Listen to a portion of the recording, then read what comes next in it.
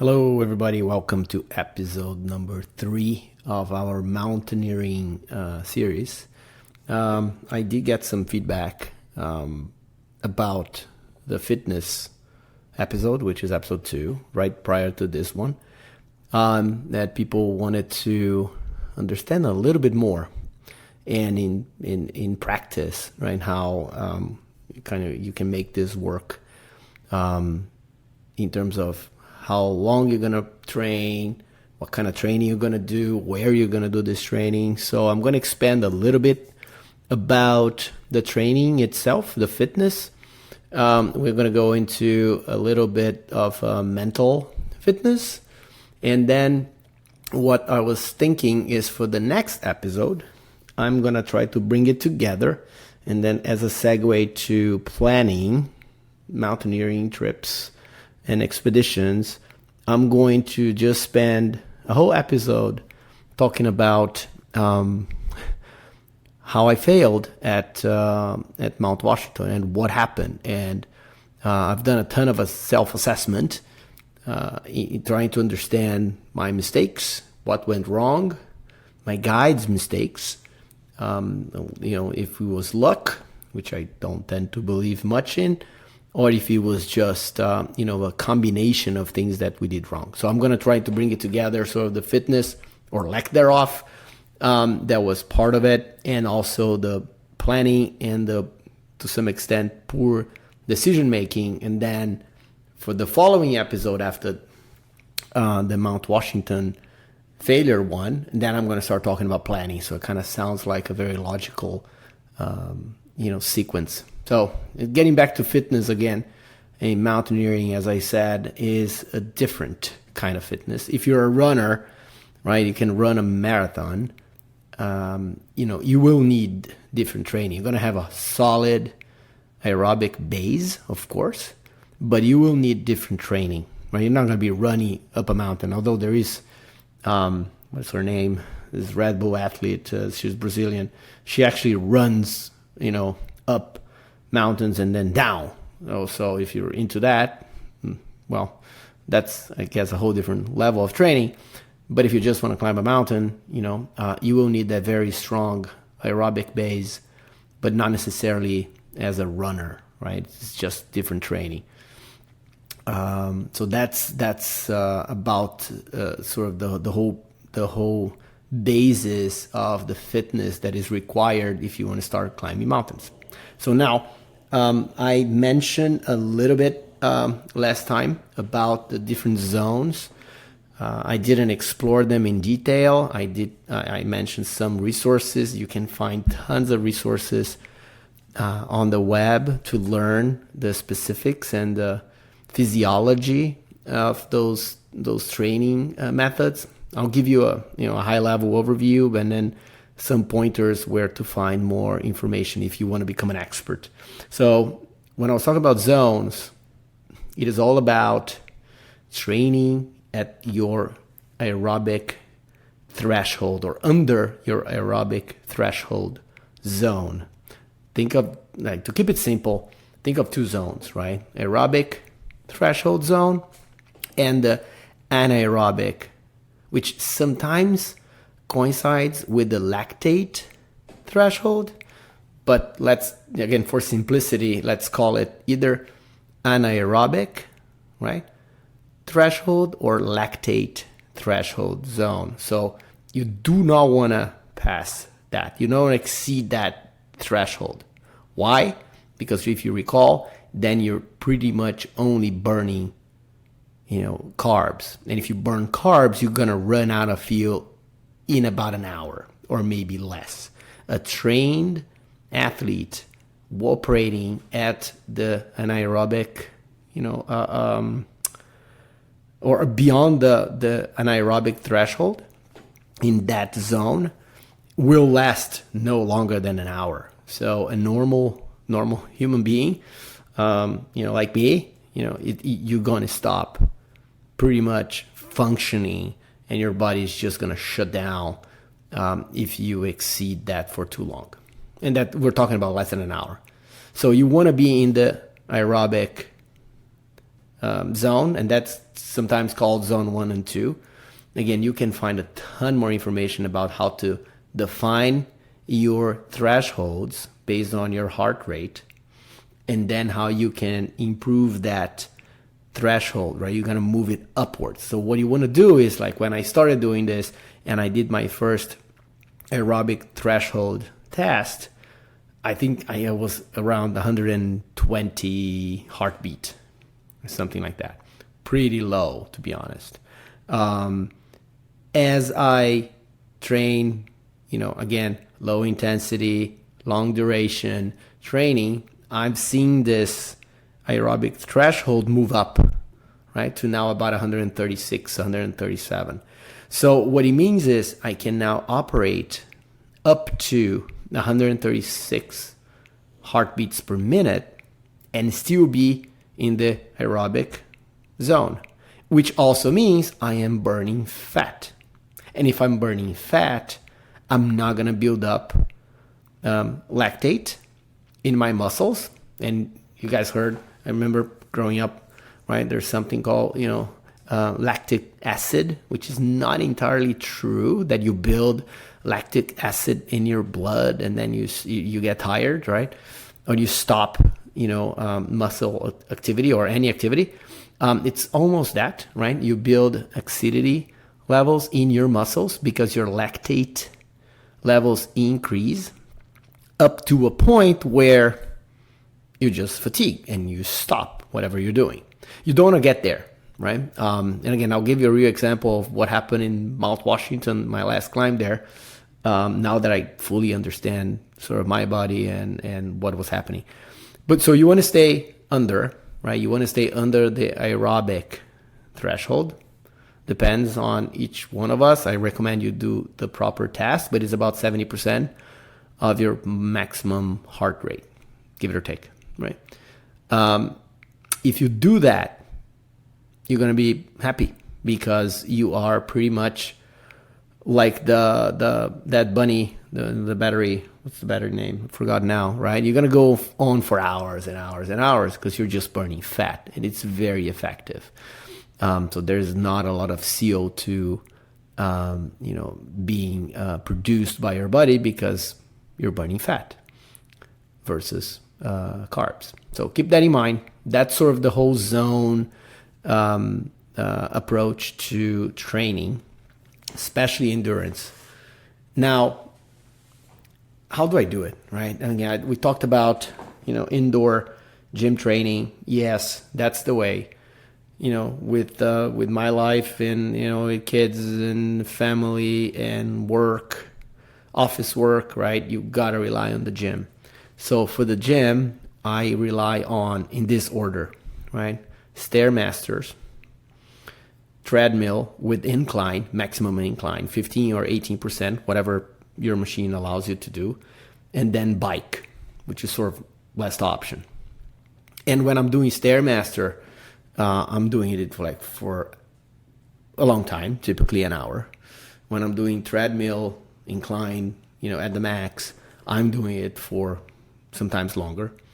But at least 50% of my workouts, I have a backpack with me. So you're going to look a little weird in the gym because you show up with your backpack. By the third time you show up there, people kind of look at you like, okay, I get it. He's just weird. The first few times you have to explain what you're doing, but I do show up with my backpack. I vary the weights that I have. There's a bunch of sandbags, to be honest, because I don't have anything right there other than for training. Then you go from anywhere like from 20 pounds, to 40, 45 pounds. And that translates into something like 10% up to 25% of my body weight, right? Carrying that backpack while I'm doing the Stairmaster and the treadmill. Of course, it doesn't make any sense to do it while you're on the bike. That's just weird. So 50% of my workouts, I do that, right? It puts a good amount of effort, on your knees and your legs, right? If you have that kind of weight on your back. But still, there is one downside of only training in the gym on those machines. And this is why in the previous episode, I said, go outdoors, right? Recommend you to do it twice a week. You go for a hike, a steep hike for hours with a backpack, a heavy backpack, 20%, maybe if you can, 25% of your body weight. And as you go up, you're going to have the benefit of that cardio workout that you did in the gym. But here's an additional benefit, right? Especially for me, it's when you're going down. So if you go up on a hike, you have to come down eventually, and it's a whole different ball game, right? Because then your knees, especially my knees, and I have sort of like half a meniscus in both knees, so they're not exactly in prime shape. It's a whole different muscle group that you work out when you're going down, even with the pose and everything. It's not so much about aerobic capacity or cardio. At that point, is really muscle endurance, your core, because you're holding that backpack, and your legs and your knees. I read it that, with a backpack like that, you can put 6, even more times pressure on your knees going down than just regularly walking on a flat surface, right? So there's a lot of force going to your knees, and I feel it. It's much better now because I'm using the other muscles to support my knees, the glutes, etc. That I'm working on the strength training, and during this outdoors, outdoor hiking. Now I feel much less pain, but it still bothers me. So it's super important as you go outdoors. That's your opportunity to actually go down, right? And you train those muscles differently. So it's about muscle endurance. You cannot do this on the gym, right? You cannot go down the Stairmaster. I tried. Trust me. Don't do it. It doesn't work. And even the treadmill, right? You can run backwards. So it doesn't work. You need to, unless you have a lot of patience and you want to go downstairs and you take the elevator and you go up or you go down a building, which I've heard people do. I think it's extremely boring. I cannot do it. But if you have a tall building and you have a lot of commitment, that's good training, right? You can go down, you can go up. That's great. It's better than the Stairmaster. But at least on the Stairmaster, I can watch something and kill time because I'm going to be there for an hour, right? Or longer. So that's sort of a little bit more detail about the training. Then the last piece that I had a little comment from a friend here is, what do you do when you travel? And I travel a lot for work. Well, I find a hotel with a gym. And I do exactly, what I do typically when I'm at home, in the gym or really at home with my own equipment.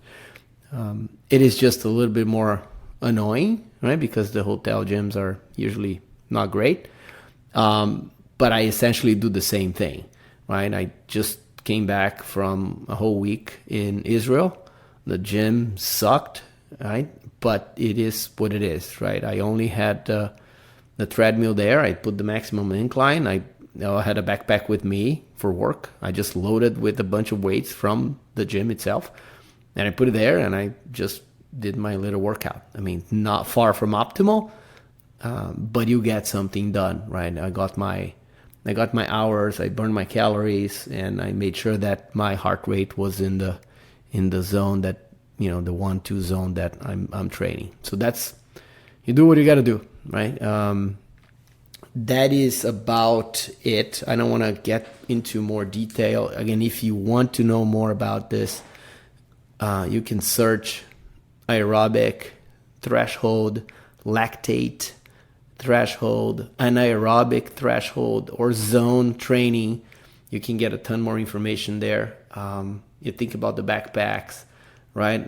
That you can use the weights in the back, and then sort of the gym versus outdoor, and going down. It's super important. Remember, right? If you climb a mountain, if you actually reach the summit, it's just halfway, right? You gotta go back.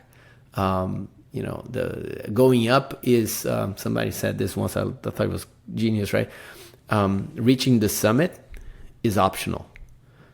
Going down and returning is mandatory, right? So you gotta go back, and it's super hard. So train going down, train your knees, your muscles actually to support your knees, because the knees are not doing much, right? It's all the muscles around it that are providing you that support. So if it's hurting, it's because the other muscles need to get much stronger. So that's it about sort of fitness, generally speaking, about the body. And then mental fitness. I mean, I'm nobody to talk about mental fitness, but there are a couple tricks. One, kind of have a little problem with it, because I named the podcast, sort of the venture for normal, for the regular guy, right? For the regular person, normal person. So if you're doing this, any activity like this will either require you to accept the risks, and there are risks involved, and sometimes, they're intense, like if you're skydiving or something like that, or requires a huge level of commitment, right? If you're walking for 10 hours, right, it requires a lot of commitment. So definitely not normal. So if you're actually even listening to me, probably you are not normal too. But let's put it this way, like by normal, I mean, we're not Red Bull athletes, and we have other things to do. And this is one another, activity that we want to do. That's my idea. So mental training, I mean, I don't have much to say, honestly, other than you gotta be ready for a long, long process. And one thing that I learned is, in my climb so far, is that when you think you're close to the summit, you are not. And it's amazing how much this is true. You're like, you even look at it, there's some fake summits, right? Sometimes in some mountains, and you're like, I'm really close. And you're not, because that's not the real summit.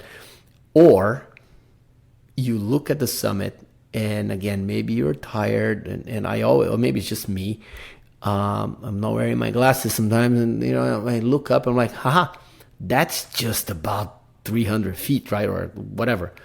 Or let's say 100 meters, right? I'm 100 meters or 300 feet, whatever you are. And then you're not. You're like 1,000 feet, right? Or 300 meters, roughly.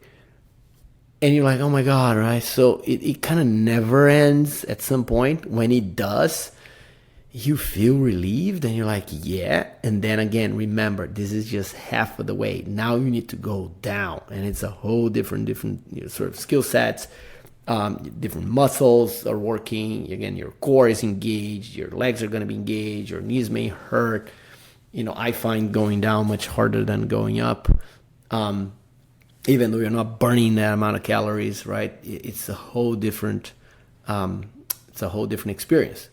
So think about making small gains. This is what I do. I mean, this is a long-term, accomplishment. Think about small gains. Hey, I'm going to get to that tree over there. And now I'm going to get to, that little hill up there. And now I'm going to stop and eat. Yay, right? I'm going to celebrate a bit. So if you break it down into small accomplishments, I find it a lot easier to put up with like 9 hours climbing to get to the summit than if you're just focused on the goal, right? The final goal. It becomes very far. The other thing too that I've recently doing, especially when I'm training in my hikes, I'm usually by myself. So I check, of course, if I have cell phone signal, if something happens, right? If I can call. Most cases I do have it. But the one thing that I do when I'm running out of gas is I play some music, right? So I bring my phone. I normally don't listen to music while I'm hiking or climbing, just because I like the silence. It's part of the benefit that I get. However, I found that music tends to give me that extra push, for at least for some time, right? It will last probably like 30 minutes, but sometimes that's all I need to get back in the game. So I've done those two things The last thing that also helps my mental, sanity is eating. So have something quick that you can grab to eat. It makes a ton of difference. And I heard this from another professional mountaineer doing, sort of conference. They asked, like, what should I eat? Right? And like, eat whatever you like. So, instead of eating the high protein, bar, peanut butter, cup. There is one, by the way. I'm not going to mention their name. I love it, but it's really good. They're really good. But it's not the same as sort of the true Reese's cup, right? So go for it because you're burning like 10,000 calories. Who cares? Right? And oh my God, I'm going to get a lot of sugar. Yeah, that's fine. You're not, you're training. You can get back to it after. It's more important to get that boost of energy, and eating something that you like also helps during this long climbs and walks and hikes and expeditions. So those are the three things that I do. That's all I wanted to say. Hopefully that clarified some of the fitness details about it. And then my next episode, I'm going to just tell you the story about my last climbing Mount Washington, what went wrong, what I learned from it. And again, part of it was fitness. I'll explain, I think, what happened after I analyzed it. And then planning and poor decision making, which I'm going to cover as a, sort of the real example. And then hopefully the next one, I'm going to dive deep into the whole planning aspect and, how can you start and where you should start. Should you start with a mountain like, Washington in the winter? Maybe not. I did it, but I don't recommend. Or maybe you start with a mountain in the summer. What do you do, right? And who you bring with you, who do you hire, etc. So we can go into more of the planning stages after I describe my great experience at Mount Washington. I'm coming back there in a few months. I'm not done with it. But that's in the next one. Again, thank you very much for listening. Bye.